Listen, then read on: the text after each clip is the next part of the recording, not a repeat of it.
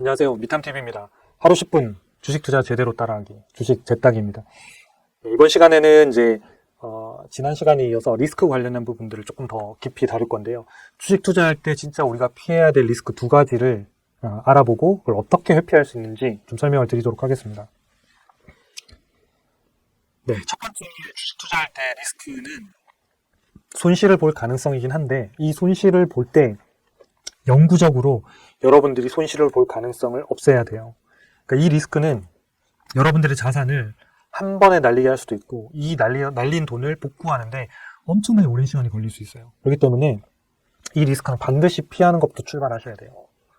아까 이제 저희가 첫 시간에 영상을 보셨던 분들은 기억하시겠지만 투자라고 하는 게 원금의 안정성을 보장해야 된다 이런 말씀 드렸잖아요. 이 원금의 안정성의 첫 출발점이 바로 이 리스크 두 가지를 없애는 일이에요.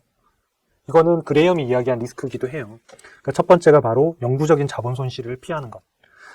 최근에 있었던 사례이긴 한데 엄청난 회사죠. 영풍재질이라는 회사가 5만 원까지 주가가 쭉 올라갔다가 약간 작전 이런 이야기들이 이제 돌면서 주가가 급락해서 하루에 이제 하한가가 30%잖아요. 이걸 점 하한가로 지금 며칠째 맞았으니까 지금 5만 원대 주가가 5천 원까지 빠지는데 불과 열흘밖에 걸리지 않았어요. 그럼 여러분들이 만약에 이걸 혹시라도 5만 원대 때도 이게 거래가 됐으니까 매수한 분이 계셨을 텐데 그 이후로는 아예 거래량이 없이 하한가를 갔단 말이에요. 그러면 그냥 10분의 1 토막이 나 있는 거예요. 만약에 내가 5천만 원을 투자했다 그러면 500만 원 남아있는 거고 내가 한 5억 넣었다 그럼 5천만 원 남아있는 거예요. 그럼 이 손실률이 지금 현재 84%인데 아까 주가는 5천 원대까지 떨어졌어. 이게 한가를 더 갔으니까 그러면 하락률이 더 높겠죠. 그럼 여러분들이 85%가 주가가 떨어졌으면 이 손실을 원금을 복구하는데 필요한 수익률이 얼마냐면 560%예요. 여러분들 계좌에 560% 수익률을 내본 적이 있으세요? 거의 없으실 거잖아요.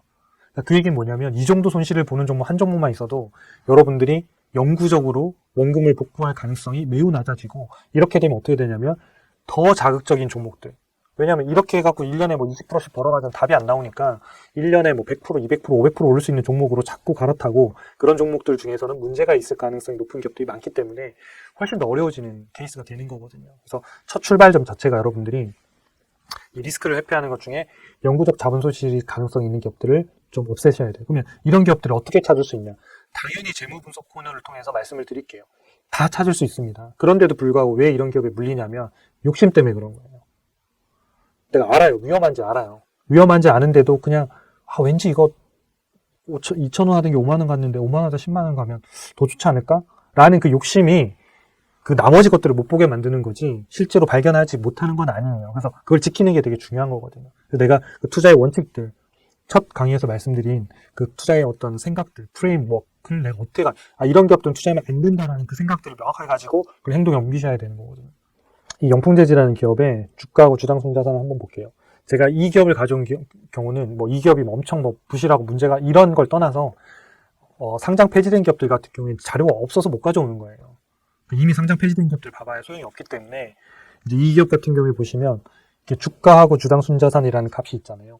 이런 값들은 제가 후에 재무분석 코너에서 하나하나씩 설명드릴게요. 그러니까 지금 리스크와 관련된 관점에서만 이 차트를 한번 봐보세요.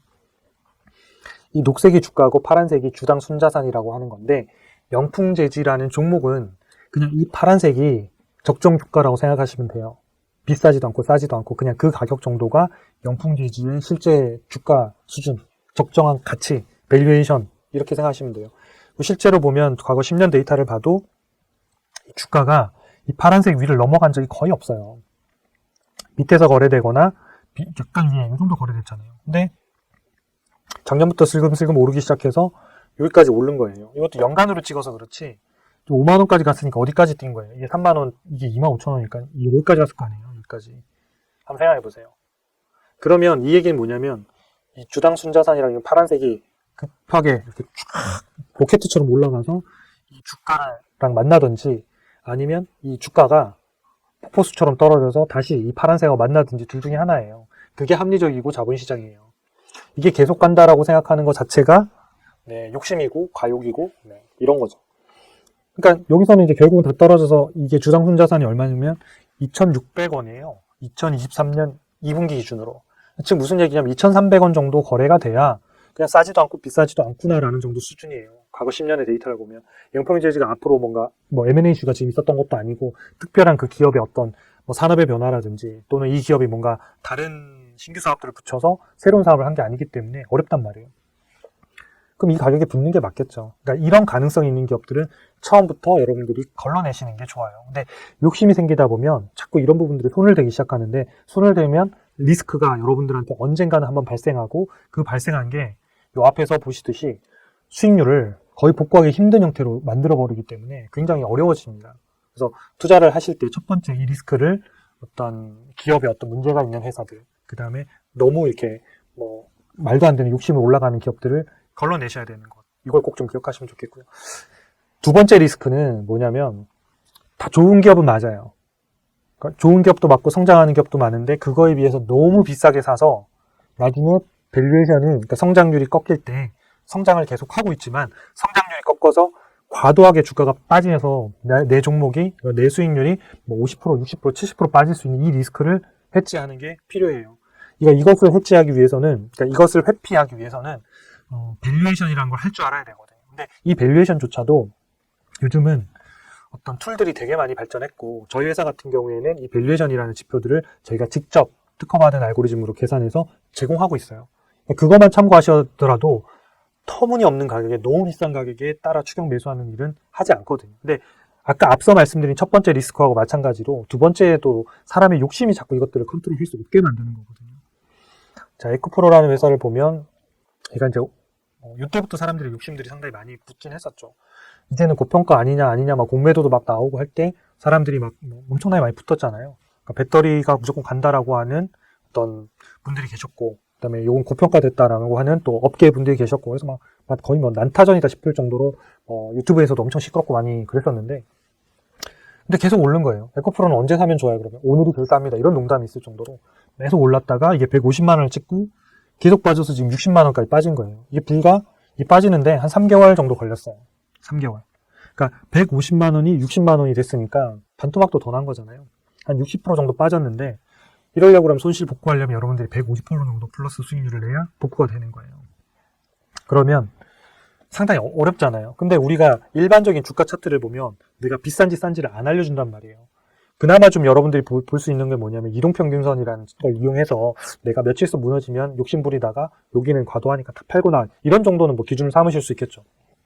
근데 그 기준이 무너지더라도 계속 보유해야 되는 시점이 있고 아닌 시점이 있으실 텐데 그런 것들이 밸류에이션이라는 걸 가지고 좀 참고하시면 훨씬 더 여러분들이 내가 지금 어떤 상당히 어떤 과도한 수준의 그러니까 사람들의 욕심이 끝판왕까지 올라가고 있는지 아닌지를 좀 파악하시는 데 도움이 된다는 거예요. 그래서 너무 비싼 가격에 매수하는 리스크를 없애시려면 밸류에이션을 좀 하실 줄 알아야 되고 그런 지표들은 여러분들이 이런 차트를 활용하시면 좋은데 밸류라인이라는 사이트에 오시면 여러분들이 이 서비스를 이용하시면 전부 다 보실 수가 있는데 요 에코프로를 보면 요 색깔 라인이 이제 적정한 가격의 밴드고 요 밑에 라인이 매우 저평가고 이 위에 라인이 매우 고평가예요.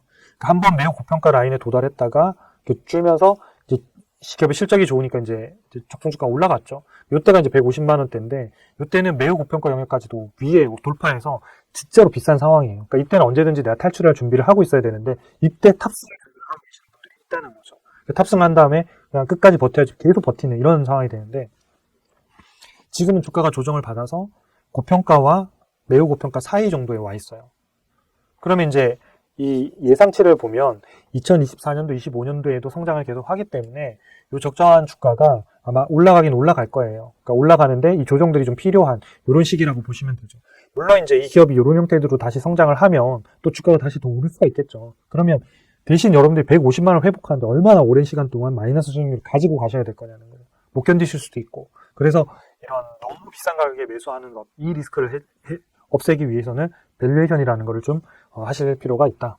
그리고 첫 번째 거를 리스크를 없애실 때는 재무 분석이라는 것을 통해서 충분히 하실 수 있다. 그래서 이 두 가지 리스크를 잘 해지하셔서 여러분들이 투자를 성공하는 데 첫 출발점을 잘 삼으시면 좋겠습니다. 네, 이것으로 이번 시간을 마치도록 하겠습니다. 감사합니다.